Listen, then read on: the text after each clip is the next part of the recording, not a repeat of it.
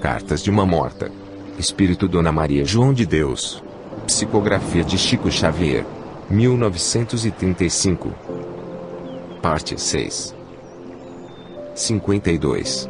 Belezas de Saturno à vertiginosa excursão. Um dos planetas, cuja constituição mais me impressionava, quando raramente me entretinha com essas questões na Terra, era Saturno, imaginando como seriam prodigiosos os fenômenos da luz em sua superfície, em virtude de seu anel e numerosos satélites. Revelando essas preocupações ao espírito benévolo, que prosseguia dispensando-me carinhosa proteção, concedeu-me o seu valioso auxílio para que eu pudesse excursionar aquele orbe distante. Bastou que fixássemos em nossa mente semelhante desejo para que me visse ao lado de um boníssimo companheiro, envolto em atmosfera diferente da que me era habitual nas adjacências da Terra. 53. O Sol azulado de Saturno.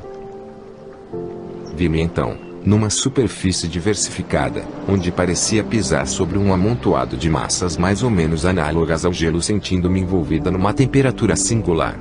Avistei muito distante, como um novelo de luz, levemente azulada, o Sol. Todavia, só pude saber que se tratava desse astro porque me disse o esclarecido mentor e devotado guia. Tal era a diferença que eu constatava. A luz se espalhava por todas as coisas, mas o seu calor era menor, dando-me a impressão de frescura e amenidade, arrancando do cenário majestoso, que eu presenciava, tonalidades de um rosa pálido e de um azul indefinível.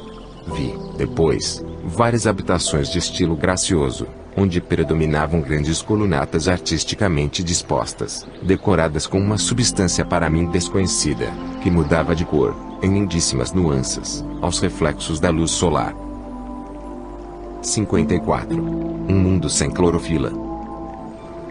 Uma vegetação estranha coalhava o solo branco, às vezes brilhante. A clorofila, porém, que se conhece no planeta terráqueo, devia estar substituída por outro elemento, porque todas as folhagens e ramarias eram azuladas. Contudo, os espécimes de flores, que eu tinha sob as vistas, eram de coloridos variegados, apresentando as mais singulares tonalidades quando refletiam a luz circunstante. Flores extraordinárias pela sua originalidade e perfume ornamentavam todo o ambiente. 55. Os monstros feios e graciosos. Contemplando o espaço, muito acima de nós, vi grandes massas multicores, que tomei por variegadas nuvens, e, ao mesmo tempo notei que seres estranhos evolucionavam nos ares, em gráceis movimentos, apesar de me parecerem bizarros. Nada tinham de comum com os tipos da humanidade terrena, afigurando-se extraordinariamente feios com a sua organização animalesca, com suas membranas à guisa de asas, tão estranhas para mim, as quais lhe facultavam o poder de volitar à vontade. 56. O dia de 10 horas. Ante a minha atitude de assombro, solicitamente o guia explicou: vês, filha, estamos na superfície de Saturno, onde o dia se compõe de 10 horas e as estações duram mais de 7 anos consecutivos, segundo a contagem do tempo no planeta que deixaste. Aqui a situação climatérica é eminentemente benéfica, em razão do equilíbrio da obliquidade da eclíptica, propiciando aos habitantes deste venturoso orbe, elementos de duradoura saúde. 57. Novos aspectos da luz. O Sol, aqui apresenta novos aspectos, porquanto sua luz, em combinação com os elementos atmosféricos, caracteriza-se por composições que desconheces, e essa claridade eterna e suave, que te provoca admiração, é conservada em suas vibrações pelos numerosos satélites que a refletem, multiplicando os raios luminosos e caloríficos. 58. Sem vícios, sem maus costumes e sem guerras. Espanta-te a contemplação dos seres que o povoam. É que te achas fora dos ambientes rotineiros, faltando-te a analogia para saberes comparar as coisas. Essas criaturas, que te parecem animais egressos das plagas terrestres, onde os zoófitos encontram os seus elementos de vida, são altamente dotados de sabedoria, sensibilidade e inteligência. Seus sentidos e percepções são muito superiores àqueles com que foram aquinhoados os homens terrenos, e a preocupação máxima da sua existência é a intensificação do poder intelectual. Souberam dominar todos os elementos da natureza e aplicar sabiamente as suas leis, com suas adaptações e continuados estudos fizeram deste mundo uma das regiões privilegiadas do universo, onde as almas desejosas de perfeição e beleza estacionam, preparando-se para um glorioso porvir. Não vivem, como na Terra, uma existência saturada de vícios e de maus costumes, nem se nutrem sacrificando vidas, mas conforme a natureza, aproveitando-se daquilo que ela nos proporciona espontânea e naturalmente, alimentando-se com frugalidade. Seus problemas comezinhos foram simplificados ao extremo, pois, desconhecendo a ambição que na Terra avassala os corações, criaram uma organização política segundo a sua elevada evolução espiritual, regulando com absoluta equidade todas as questões econômicas, o que lhes outorga a invejável situação de equilíbrio, indenização nefasta das guerras. 59. Mediunidade generalizada. Aqui ainda existe o colégio sacratíssimo da família, que se reúne sob os imperativos das afinidades naturais. Chegados a certa idade, os saturninos ouvem os espíritos, seus irmãos das outras esferas do sistema, existindo entre eles a mais poderosa mediunidade generalizada.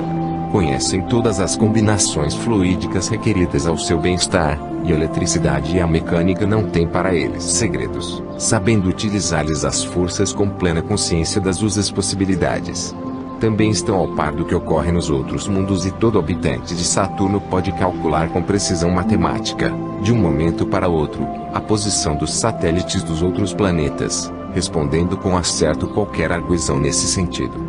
Conhecem a história e os fenômenos dos globos cometários que lhes são familiares, e sabem medir a paralaxe das estrelas mais próximas, conservando uma vasta ciência das coisas do céu. 60. A ciência unida à fé. Entre eles, a justiça e a verdade não são um mito e, há muito, a ciência está reunida à fé. Não amontoam as riquezas, que resplendem no solo em que pisam, no qual se conservam matérias preciosíssimas, as quais somente são retiradas para a ornamentação de seus lares ou dos templos da sabedoria, onde se verificam prodigiosas manifestações da onipotência divina. A simplificação da existência, por meio das aplicações do seu extraordinário engenho, e de suas nobilíssimas concepções acerca das finalidades da vida, minorou-lhes as fadigas, e os trabalhos, que aqui não precisam ser tão intensos. Podem se dedicar com mais devoção ao que concerne à espiritualidade, conservando-se acima da ciência terrena no problemas referentes à medicina. As moléstias incuráveis entre eles são desconhecidas e sagradas instituições recebem os que se avizinham da transição que denominais morte, na Terra. Para eles a morte não existe, porque estão cientes de tudo que ocorre ao espírito liberto. Não são, contudo, seres perfeitos como talvez presumas, são ainda falíveis, mas o que te procuro demonstrar é a sua incontestável superioridade sobre o orbe que abandonaste. 61. Assembleias aéreas. Vendo grandes nuvens multicores, que esvoaçavam no firmamento, expressei minha admiração ao companheiro zeloso, que me esclareceu: não são nuvens o que contemplas. São aparelhos gigantescos onde os saturninos se reúnem para estudos maravilhosos. Em cada um deles se agrupa uma assembleia de espíritos sedentos de sabedoria. A música, a poesia e todas as artes lhes merecem especial carinho, porquanto um único objetivo os emana no mesmo ideal, a grandeza intelectual. 62. Saturno, dos mares rosados. Nesse instante reparei que o dia se findava no hemisfério em que nos achávamos, desaparecendo o globo azulado e longínquo do sol nos horizontes desse mundo prodigioso. Seu brilho esmaecia e, quando o reflexo cerúleo se observava em todas as coisas, um cenário esplendoroso e inenarrável descerrou-se ao meu olhar atônito. Nas imensidades do éter acendeu-se o lampadário maravilhoso. Afigurava-se que uma auréola de chamas, lindamente coloridas, coroava esse orbe encantado, em meio às luas fulgurantes, que me pareciam vitórias régias, resplandecendo num mar de suavíssimas claridades. Locomovemo-nos em determinada direção, e qual não foi o meu espanto ao deparar com grande massa de substância fluídica, um pouco semelhante à água levemente rosada, elucidando o meu prezado mentor tratar-se dos mares saturninos, enquanto apreciava as fontes encantadas e os lagos róseos como se fossem encravados em geleiras alvíssimas. Observei, então, um quadro indescritível, bem no cume de um monte, que parecia de neve, certo palácio de colunas preciosas, energia de uma alcatifa de flores. Resplandeciam os anéis luminosos no firmamento e grande multidão ali se reunia em atitude de recolhimento e prece. Vi, então, elevar-se aos céus constelados uma onda de luminosidade esférica e, da amplidão azul, onde evolucionavam os lindos satélites desse orbe de sabedoria e ventura, um jorro de sol desceu sobre aqueles seres silenciosos e recolhidos. Era a correspondência visível entre dois planos. Nesse instante, porém, o desvelado mentor me arrancou do êxtase em que me achava. Saí então, daquela atmosfera densa, mas cheia de encantamentos e de maravilhas, levando comigo a visão eterna daquele celeste orbe de harmonia e beleza, que se afigurou, ao meu espírito acanhado e imperfeito, como prodiosa estância de perfeições do universo.